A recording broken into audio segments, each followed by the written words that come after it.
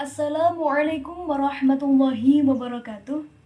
Perkenalkan, nama saya Maulani Ifada Nurhani dengan nomor induk mahasiswa 201190405. Saya dari kelompok 8A kelas PAIL semester 4. Saya akan mempresentasikan sedikit mengenai materi dari artikel kami yang berjudul Pendidikan Karakter Peserta Didik di Masa Pandemi COVID-19. Langsung saja, dimulai dari yang pertama, yaitu pendidikan karakter. Pendidikan karakter terdiri dari dua kata, yaitu pendidikan dan karakter. Pendidikan sendiri berasal dari bahasa Yunani, yaitu pedagogik, yang artinya menuntun anak. Pendidikan dalam bahasa Jawa berasal dari kata panggulawentah, yang artinya pengelolaan, mengolah, mematangkan perasaan, mematangkan pikiran, mengubah kejiwaan, mematangkan kemauan dan watak, serta mengubah kepribadian anak. Pendidikan dalam Kamus Besar Bahasa Indonesia berasal dari kata didik atau mendidik, yang artinya memelihara, memberi latihan, memberi ajaran, memberi pimpinan tentang akhlak atau perilaku dan kecerdasan pikiran. Sedangkan menurut Ki Hajar Dewantara, pendidikan merupakan suatu upaya untuk memberikan kemajuan dalam budi pekerti, jasmani, dan pikiran anak supaya dapat memberikan kemajuan kesempurnaan hidupnya, yakni menghidupkan seorang anak yang sesuai dan selaras dengan alam serta lingkungan masyarakat. Kemudian karakter. Karakter secara etimologis berasal dari bahasa Yunani, yaitu karasein, yang artinya mengukir atau melukis. Makna tersebut dapat dikaitkan dengan peribahasa bahwa karakter merupakan suatu lukisan jiwa yang dimiliki seseorang yang termanifestasikan dalam bentuk sikap atau perilaku. Sedangkan di dalam Kamus Besar Bahasa Indonesia, karakter merupakan sifat-sifat kejiwaan, tabiat, budi pekerti, akhlak, dan watak yang dimiliki seseorang yang menjadi karakteristik untuk membedakan antara satu orang dengan orang yang lainnya. Karakter merupakan watak atau akhlak yang dimiliki seseorang yang diperoleh melalui internalisasi dengan lingkungannya. Karakter yang dimiliki seseorang tersebut menjadi lebih baik jika didasarkan dengan nilai-nilai serta etika yang berlaku. Kemudian jika digabungkan, pendidikan karakter dalam panduan pelaksanaan pendidikan karakter merupakan pendidikan budi pekerti, pendidikan nilai, pendidikan watak, dan pendidikan moral yang tujuannya untuk mengembangkan kemampuan yang dimiliki peserta didik untuk dapat memberikan keputusan baik atau buruk, keteladanan, dan memelihara sesuatu yang baik dan mewujudkan kebaikan tersebut dengan sepenuh hati dalam kehidupan sehari-hari. Menurut Gunawan, pendidikan karakter adalah suatu upaya yang disusun dan dilaksanakan secara sistematis yang bertujuan untuk menanamkan nilai-nilai moral atau perilaku peserta didik yang berhubungan langsung dengan Tuhan Yang Maha Esa, dengan dirinya sendiri, antar manusia, lingkungan, dan bangsa, yang diwujudkan dalam sikap, pikiran, perkataan, perbuatan, dan perasaan berdasarkan norma-norma agama, norma hukum, tata krama, adat istiadat, dan budaya.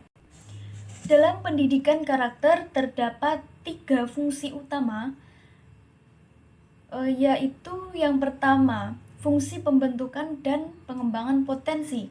Dalam pendidikan karakter berfungsi untuk membentuk dan mengembangkan potensi yang dimiliki oleh peserta didik, supaya dapat berpikir dengan baik, berhati yang baik, dan berperilaku atau bersikap sesuai dengan falsafah Pancasila. Yang kedua yaitu fungsi perbaikan dan penguatan. Jadi pendidikan karakter berfungsi memperbaiki dan menguatkan peran keluarga, lembaga pendidikan, masyarakat, dan pemerintah untuk ikut serta berpartisipasi dan bertanggung jawab dalam mengembangkan potensi masyarakat dan membangun bangsa menuju bangsa yang maju, mandiri, dan sejahtera. Yang ketiga yaitu fungsi penyaring. Dalam pendidikan karakter berfungsi untuk menyaring atau memilah budaya bangsa sendiri serta menyaring budaya dari luar negeri yang tidak sesuai dengan budaya bangsa dan karakter bangsa yang bermartabat. Kemudian, pengaruh COVID-19 terhadap penerapan pendidikan karakter. Jadi sejak akhir 2019 lalu, dunia berduka karena adanya wabah virus COVID-19. Virus COVID-19 ini merupakan penyakit yang menular. COVID-19 merupakan virus yang baru ditemukan dan termasuk jenis coronavirus. Sebelumnya belum pernah ditemukan virus COVID-19 atau virus corona tersebut. Dan virus tersebut merupakan penyakit berbahaya yang harus diwaspadai karena penyakit tersebut cepat menular. Dikarenakan virus ini telah menyebar hampir di seluruh penjuru dunia, maka semua tatanan mulai dari tatanan ekonomi, pendidikan, politik, kegiatan sosial semuanya berantakan, termasuk dalam pendidikan. Karena virus tersebut dapat menular dengan cepat, maka pemerintah menurunkan SK yaitu untuk belajar dari rumah atau belajar daring secara online. Jadi tidak boleh belajar secara tatap muka. Dikarenakan untuk meminimalisir tertularnya virus COVID-19. Jadi dengan belajar dari rumah atau daring diharapkan dapat terhindar dari penyebaran virus tersebut. Virus COVID-19 juga berpengaruh pada pendidikan karakter seseorang karena wabah tersebut sangat jahat, tak dipandang usia yang terdampak virus tersebut. Kita sebagai manusia harus bersyukur atas nikmat yang telah diberikan oleh Tuhan karena kita masih diberikan kesehatan. Tetapi di samping itu kita harus tetap waspada pada lingkungan sekitar, mencegah diri agar tidak tertular virus COVID-19 dengan cara menjaga kesehatan, menjaga pola makan, mematuhi protokol kesehatan yaitu menjaga jarak, mencuci tangan, dan memakai masker dan juga memakai hand sanitizer.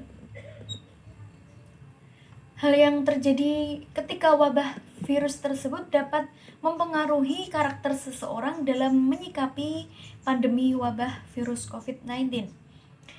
Para ahli mengatakan bahwa ada 4 faktor yang saat ini dilakukan oleh seseorang pada saat pandemi COVID-19, yaitu naluri atau insting, kemudian kemauan, kebiasaan, dan suara hati. Yang pertama yaitu faktor naluri atau insting. Ketika menghadapi suatu permasalahan, naluri atau insting seseorang akan sangat tajam, seperti halnya kesehatan, bahkan yang berhubungan dengan keselamatan jiwanya. Nah, pada saat pandemi wabah virus COVID ini, naluri atau insting seseorang sangat tajam yang ditunjukkan dengan selalu bersikap hati-hati, menjaga diri, dan menjauhkan dirinya ketika bertemu atau berada di dekat orang yang sedang sakit, apalagi yang memiliki gejala seperti gejala yang orang yang terkontaminasi virus COVID-19. Yang kedua yaitu faktor kemauan. Semua orang ketika berada di masa pandemi seperti ini memiliki kemauan atau keinginan untuk bisa kembali hidup normal dan beraktivitas seperti sedia kala. Jika seseorang sadar, maka bagaimanapun dia akan memiliki kemauan untuk dapat kembali hidup normal, seperti mematuhi protokol kesehatan. Untuk di rumah saja berjaga jarak, memakai masker, mencuci tangan pakai sabun, dan juga hand sanitizer. yaitu yang keempat yaitu faktor suara hati. Maksudnya adalah ketika menghadapi suatu permasalahan, seseorang akan mengikuti suara hatinya agar tidak terpengaruh oleh orang lain. Di masa pandemi seperti sekarang ini, seorang akan berpikir dan mengikuti suara hatinya ketika misalnya akan berlibur keluar kota yang ramai pengunjungnya. Mereka akan mengikuti suara hatinya untuk menghindari dirinya dari kontaminasi virus COVID-19. Dikarenakan pada masa pandemi COVID-19 seperti sekarang ini, pembelajaran dilakukan di rumah atau secara daring atau online, maka orang yang paling berperan utama yaitu adalah orang tua. Karena orang tua selama 24 jam mengawasi anaknya di rumah.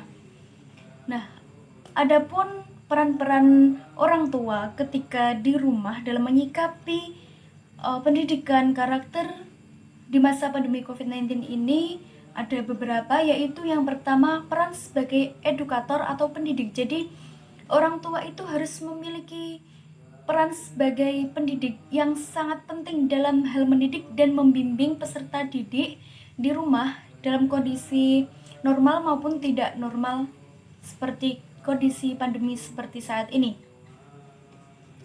Tapi memang pada saat pandemi orang tua murid lebih intens dalam berperan sebagai pendidik karena memang sudah keputusan dari pemerintah untuk melaksanakan proses belajar mengajar secara online atau daring. Orang tua peserta didik yang berperan sebagai edukator atau sebagai pendidik dapat menggantikan posisi guru dalam memberikan pengajaran nilai-nilai karakter dan membangun karakter peserta didik selama belajar online di rumah. Kemudian yang kedua, peran sebagai fasilitator.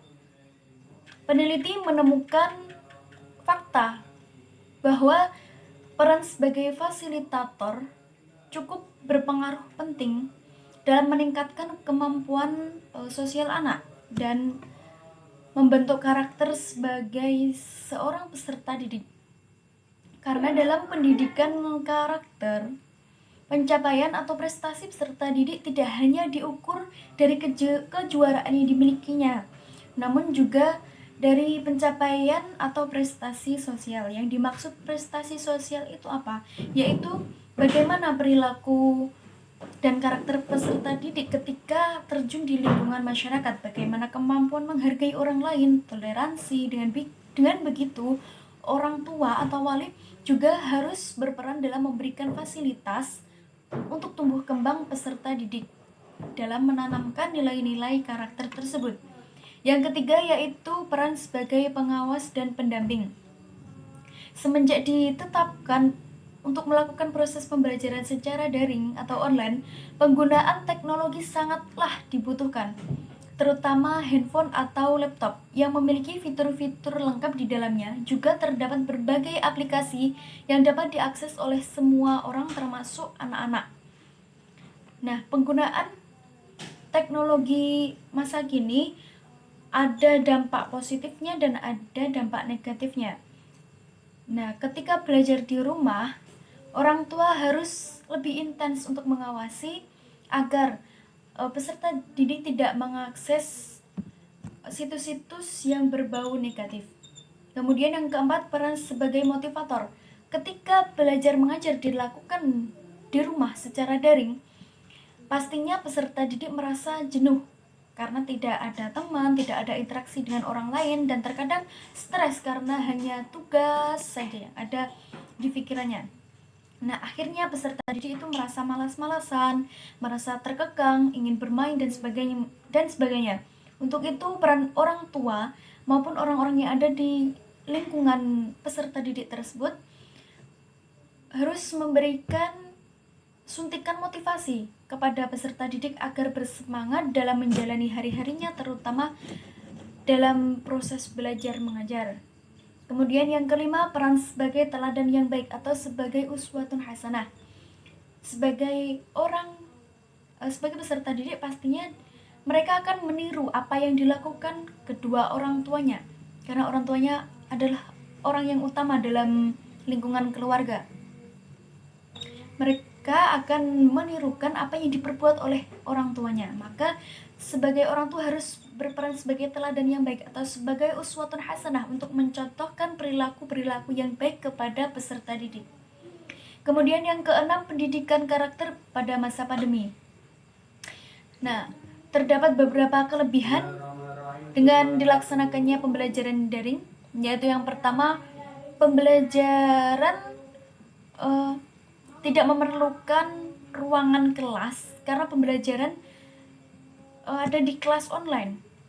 Nah, bisa diakses dari rumah masing-masing dengan memanfaatkan teknologi canggih seperti saat ini.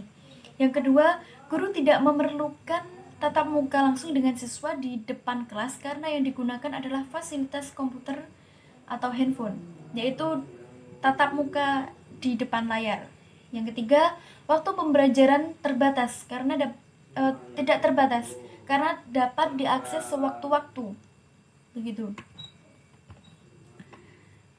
Baik, saya rasa cukup sekian presentasi dari saya. Mohon maaf apabila banyak kekurangan. Semoga ilmu ini bermanfaat. Billahi taufiq wal hidayah, waridho wal inayah. Assalamualaikum warahmatullahi wabarakatuh.